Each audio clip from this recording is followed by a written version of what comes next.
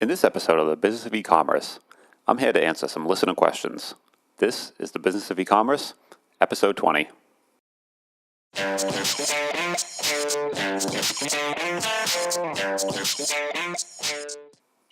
Welcome to the Business of E-commerce, the podcast that helps e-commerce retailers start, launch, or grow their e-commerce business. I'm your host, Charles Plesky. I'm here today to answer a few listener questions that we got in recently. They've actually been queued up for a little bit and wanted to finally kind of get back to some folks and answer a few of them on the show. So I want to jump right in. So one question we got is, what is the average ROI, return on investment, on e-commerce products, e-commerce sales in general? And I understand that people kind of want a stat like this, but kind of the average, it's a little hard to, clearly define, right? Because it really ranges on what sort of product category, that sort of thing. If you're out there selling, fidget spinners, it's going to be incredibly low margin.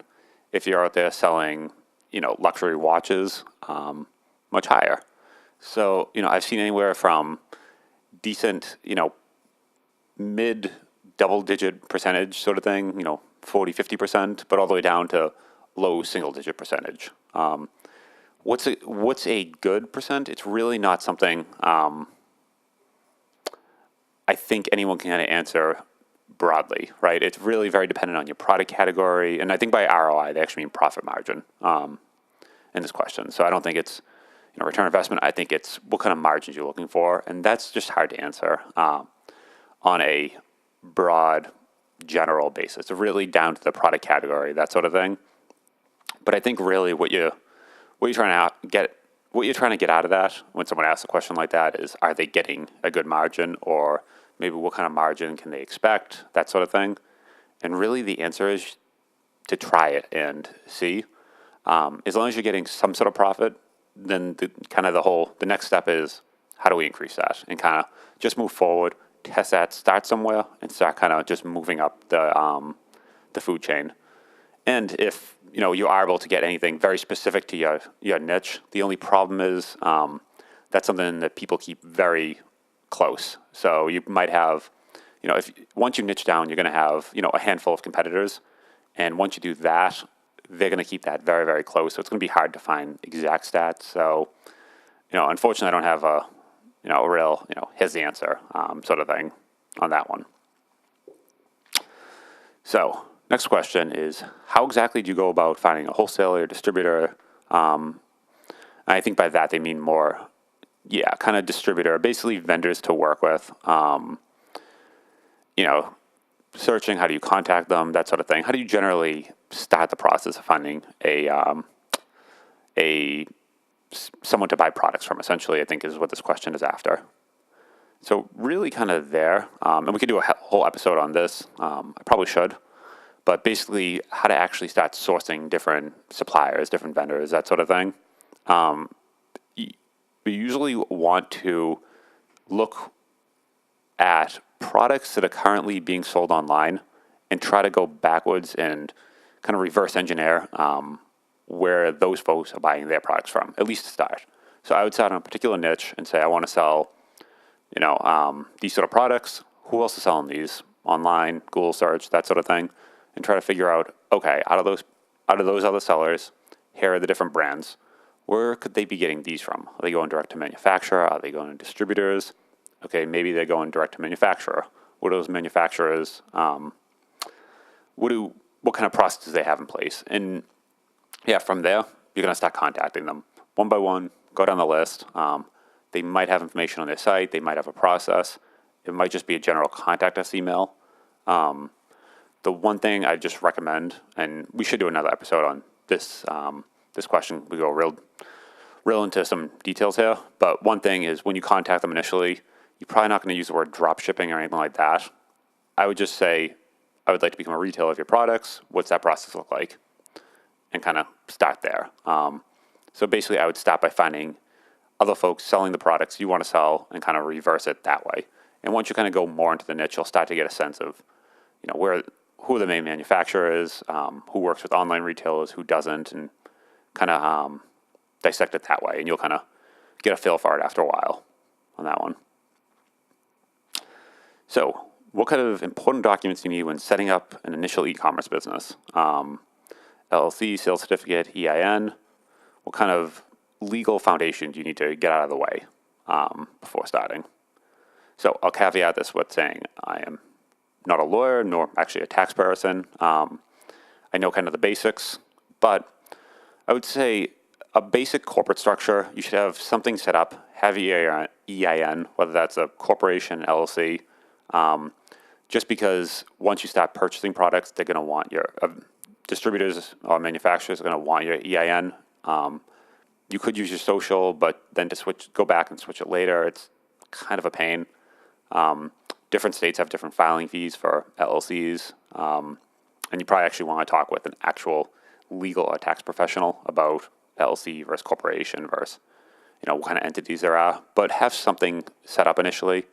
You also need to get some different bank accounts to move money into eventually, some credit card accounts, and all those are going to want an EIN or social. And you could use a social, but most people do it under EIN. It's relatively short money depending on the state you're in. So I'd say get that set up first.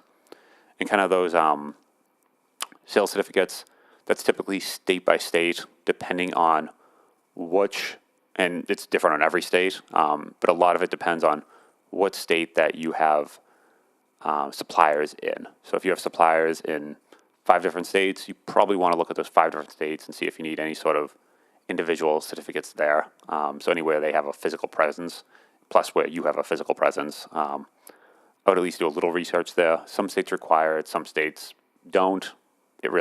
That's a state-by-state type thing, unfortunately, on that one. And let's see. One more question here is, when approaching a wholesaler or distributor, how important is it to have a site set up ahead of time, have a physical address, have a phone number, basically have everything set up ahead of time? So it's also a great question, and I'd like to actually do another episode on specifically that.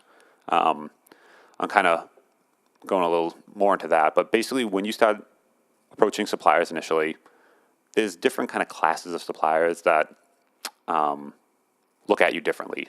So first, the easy one is there are suppliers that don't work with online retailers. They say, are you selling online? You say yes. They say, no, thank you. So that's easy right there. You can't work with them. There's other suppliers that will only work with you if you have a retail presence. So you actually need to have a physical store set up. Some people do. But if you don't, then that also kind of crosses that off the list pretty early. How much you have to kind of jump through hoops to work with them. Usually the suppliers that have more kind of barriers put up are actually the better ones to work with. So there's some suppliers that you go to the website, there's a contact us form, you say create account, they email you back and say you have an account. It's easy, but those typically aren't the best suppliers you want to work with. You want to actually have some sort of site set up, address, professional mailing address, phone number, that sort of thing.